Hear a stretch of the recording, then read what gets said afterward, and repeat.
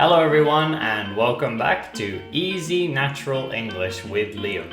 As usual, I'll be speaking to you in everyday English about everyday topics in a way that's hopefully more natural and interesting than textbook CDs or any other kind of learning material like that, but a bit easier than movies and TV shows. So today, I've got my computer here because I thought it might be interesting to have a look at the top 10 questions that people have asked Google this year. And these results come from around the world. If you want to see these kind of things, you can easily Google search. So that's what I did. I couldn't think of any other topics today.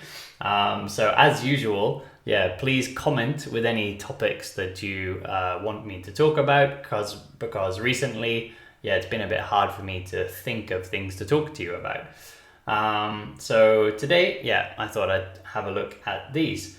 So the first one, actually, let's go from number 10 up to number 1. So number 10, the 10th most searched thing in the world for 2020 on Google. The question was, when is Father's Day? So perhaps you have this in your country too. I think most countries have a Father's Day. If your country doesn't, then please comment, because from what I know of, most countries have a Father's Day and they also have a Mother's Day.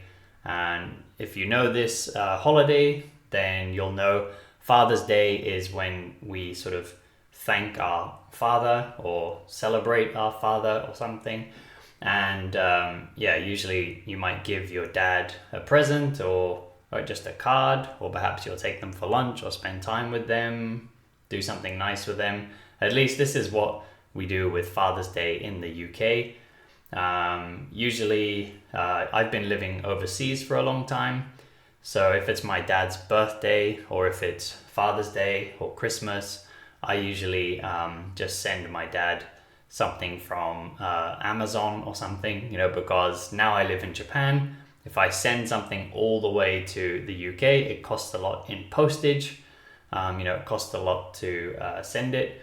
But if I use Amazon or some kind of online shop in the UK, then it's much cheaper for me to send him a present. So that's usually what I do. So anyway, this question, when is Father's Day? And I think it can be different in different countries. I forgot what it is in the UK. Question number 9, the 9th most asked question for this year. How many weeks in a year? Is it 52? I've forgotten myself now. I've forgotten how many it is. We have 12 months. I think it's like 52. So anyway, that's the 9th most asked question. I'm not surprised because it's easy to forget. I've forgotten. Correct me if I'm wrong. Number 8, this is quite a funny question. Question number 8 is, where am I? Where am I? I guess it's people who don't know how to use the Google Map function or something. Perhaps this is people who are not very good at using technology. I don't know. I don't know why people are typing into Google, where am I? Or perhaps this is this could be results by audio as well. When people kind of talk to their phone. Maybe it's people just asking their phone, like, where am I? Sort of bring up the thing. But either way, it's quite a funny question. If I'm lost, I just open the Google Map app on my phone and then I look where I am. I don't usually ask Google where I am. I don't know, how about you? But anyway, question number 8, the 8th most asked question of this year from around the world on Google was, where am I? It's a funny question. Number 7, how to delete Instagram account. So how to delete my Instagram account. Very good question, because it's easy to waste a lot of time on on Instagram. I know I do.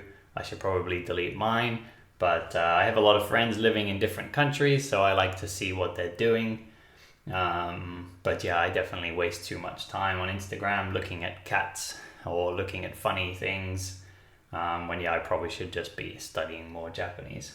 I do follow some Japanese Instagram accounts, so I usually read those, so it's a bit of study, but most of the time I'm just watching funny things or cats or something. Okay. Or yeah, just having a look at my friends' pictures of food or something that really doesn't matter. Question number six, the sixth most asked question is how many ounces in a cup? So if you're from somewhere that doesn't use the imperial measuring system, most countries in the world use the metric system. So the question in for metric system using people would probably be how many grams in a cup, but this one is how many ounces. So it must be people from America and maybe some people from the UK, because it's very confusing in the UK. People use the metric system, so grams, kilograms, meters, but they also use the imperial system, so pounds and feet and inches and miles. So yeah, it's very confusing. So this question number six, how many ounces in a cup? This question is a little bit, it doesn't make sense, to be honest, because a cup, there is an official size for a cup when you're measuring to make cakes and things like that. But it's going to depend. Is it a cup of flour? Is it a cup of water? Is it a cup of butter? It's all going to have a different weight. So asking Google how many ounces in a cup doesn't make any sense. If you ask Google maybe how many ounces in a cup of wheat flour or something, perhaps it could answer the question a bit more accurately. But yeah, I guess some people don't really know how physics work. I don't know. Anyway, question number 5. So the 5th most asked question on Google in 2020 is how to screenshot on Mac. So how to screenshot on an Apple Mac, on an Apple computer. This question, I can relate to this. This makes a lot of sense to me because I'm a Windows user. And when I use my wife's Mac, I never know how to do anything. I've been using Windows for a long time, so I know all the shortcuts. Control Z, Control C, whatever. I know all these shortcuts, and print screen is easy. There's even a button that says print screen on there. But using Macs is quite confusing if you're not used to it. Soon I want to switch to a Mac because recently I've finally been convinced that they're very good. But at the moment I'm still a Windows user. So when I get a Mac, I will probably be Google searching questions like that. How to do this on a Mac, how to do that on a Mac. I'll probably be needing that. So question number 4.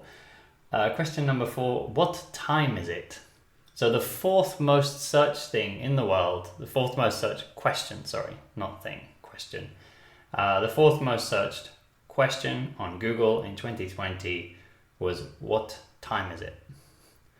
That's a funny question to ask Google. I guess these people searching didn't have a clock nearby, or they didn't know exactly what the time was. Perhaps they wanted to set a clock or something. But I guess if you ask Google what time is it, it's going to give you your local time. So I guess that question makes sense. But usually when I want the exact time, if I'm, for example, I'm in Japan at the moment, I'll search time Japan and then I'll click, or time London, click, and I'll search the time. But yeah, I guess if you just ask what time is it, it will give you a local time. So perhaps it's not too crazy of a question. So number 3, the 3rd most asked question. We're getting very close to first most asked question now. I think you might be surprised. If you have any guesses, maybe you can comment before you watch the rest of the video. Yeah, I think you'll be a bit surprised. It's a very specific question. But question number 3, what is my IP? Some of you might not know what an IP is. To be honest, I didn't really know what an IP was until I started studying Japanese, because an IP, actually I did know a bit before that. So IP is like the address of your internet. I don't fully understand, I'm not so good with technology, but IP is like a series of numbers that sort of tells where your computer is located. So you'll have an IP address depending on like where you're using the internet from. I said I found out when I started learning Japanese because I used some software to change my IP address. So there is software you can use to kind of trick your computer into thinking you're in a different country. This is legal in some countries, illegal in some other countries. In Japan, it's okay. I was doing it when I lived in Spain. So I used this software to change my IP address to a Japanese IP address. So then when I was living in Spain and I opened this software, my computer now thinks it's in Japan. And then I could open Netflix and I could watch the Japanese content on Netflix. Or if there are radio stations or something that you can only listen to in Japan, there were some functions on NHK, which is Japan's version of like BBC, like the kind of government TV channel radio show and stuff. So I used that IP to be able to access Japanese content, so I could listen to Japanese radio, watch Japanese TV shows and learn some Japanese. So if you're in a country where you can't get much access to English material, like English TV shows or something, perhaps you might want to try changing your IP address. And then if you open your Netflix account or whatever you're using, then you can sort of access that American content or British content or something. So it's pretty useful for studying languages. But third most asked question, what is my IP? I don't know why people want to know what their IP is. I'm not sure what they're doing. I've never needed to actually know what mine is, so I don't know. But that's the third most asked question. Second most asked question is what to watch.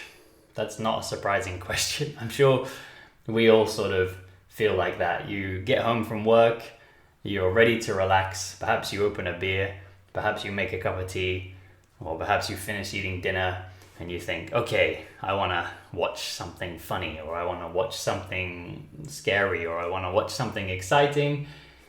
Perhaps you open up Netflix, or you open up Amazon Prime or Hulu or one of these other streaming websites, or even perhaps you turn on the TV and you have no idea what to watch. So I'm not surprised that people are asking that question, what to watch. I often do that, but I'm more specific usually. Just asking what to watch is a bit too vague. It's not very specific. Vague means kind of unclear, too open. So I would probably ask I'm studying Japanese at the moment, so I'm always trying to watch TV in Japanese. So I'll ask best Japanese drama 2020 or something like that and see what to watch. But second most asked question, what to watch. And I'm not too surprised by that. So first question now. So this is the first most asked question, apparently, on Google in 2020. And there's 7.50 million people have asked this question. I don't know if this is actually all year, or I guess that's all year up till now. I'm not really sure, to be honest. I should have checked where this data is really coming from and what this data really means, but this is not a scientific video or any kind of sociological or statistical type video. This is just for learning English. So I don't know how legitimate or how accurate these results are, but apparently the first most asked question is how to vote India. So usually on Google people just type shorthand, so it just says how to vote India. It should be how to vote in India if we were being grammatically correct, but when we Google search we just kind of type quickly. But the first most searched thing in English is how to vote India. So I don't know actually if India had an election this year. I'm guessing they did. Sorry to anyone who's in India, I don't know too much about Indian politics, but I guess a lot of people in India wanted to know how to vote. which is very important. I hope you all know how to vote in your country. Perhaps you'll see there's a American election coming soon, and that's a very important one for the whole world because, the USA has a big impact on everybody. So it's very important that everybody knows how to vote, especially young people, because if you look in almost any country, I think probably every country, young people usually don't vote. And of course it's very important because young people are the ones who are going to be alive for longer, so whoever, you have prime minister, president now, the things they change are going to last for a long time. So it's very important that young people vote. So if you're a young person and you are not registered to vote, please register to vote. Whatever country you live in, it's very important that you get out and vote. Yeah, we all need to voice our opinion. So anyway, that's the 10 most asked questions on Google of 2020. It's a bit of a different video today. If you like this kind of video, let me know. Comment in the comment section or send me a message. Thank you all very much for listening today. Don't forget to subscribe, like, and comment on YouTube, follow and review the podcast, and I will see you all back here next time.